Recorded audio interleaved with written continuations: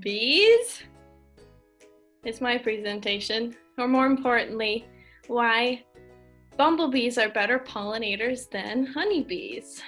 I'm just going to give you a rundown on some opposites of honeybees and bumblebees. So honeybees are often mistaken for wasps because they're small and thin and they have a separate head and a separate abdomen.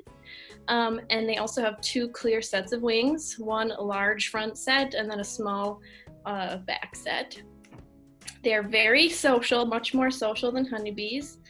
They live in hives with tens of thousands in trees or domesticated colonies, and they are honey producers. They can also survive the winter. Bumblebees are little chunky boys. They are round and fuzzy. They're all pretty much one piece. They don't have that separate head and abdomen thing going on. Their wings are a little bit opposite. As you can see, the little bitty ones are in the front and the big ones are in the back. And they're a little bit less social. They live in nests with a few hundred in the ground, usually in burrows or holes, and they are only found in the wild, so they're not domesticated. And they don't produce any honey. Anything that they do produce is also for self-consumption only. They're little selfish, greedy bastards. And only the queen survives the winter, so the poor boyos, they just pass away. All right, so some fun stuff about honeybee pollination is that honeybees are really good communicators via dance shows where they are able to communicate that they're good sources and supplies of pollen in certain locations.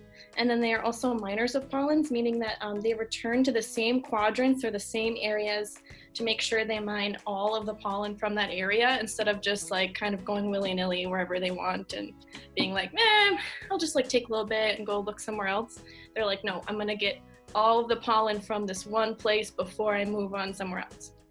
They have this cool little video of showing their communication dance.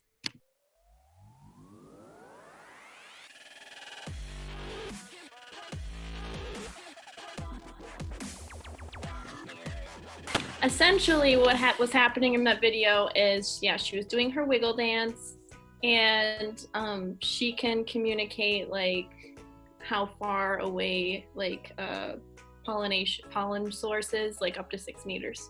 So it's pretty cool. All right, moving on to the next slide. Oh wow, okay, there we go. All right, next are bumblebees. Bumblebees are the greatest pollinators in comparison to honeybees because there are more species of bumblebees, meaning that they have a lot more of a variety of tongue lengths, which is pretty cool, meaning also that they can collect pollen from a wider variety of flowers because they have long tongues to get into the flowers. They also can specialize in extracting from certain species of flowers, so that means that there's more possibility for cross-pollination than there is with honeybees. And they also have a bigger body, them chunky boys, meaning they can carry larger loads of pollen and things or whatever they decide to make back to their little nests. They also have a higher resistance to weather, so they can actually stay out when it's darker outside for a longer amount of time than honeybees, and they're also more resistant to cold. They actually normally come out in like March is like when they kind of start to come out, which is a lot earlier than honeybees, and it's chilly in March, as we know. But what's most important about their pollination is that bumblebees bumble. They move or act in an awkward or confused manner.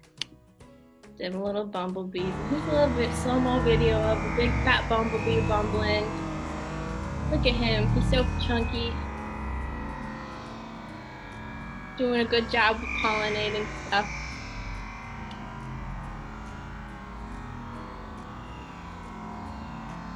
And that's the end.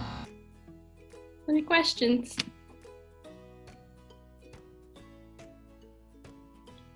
Oh, another question.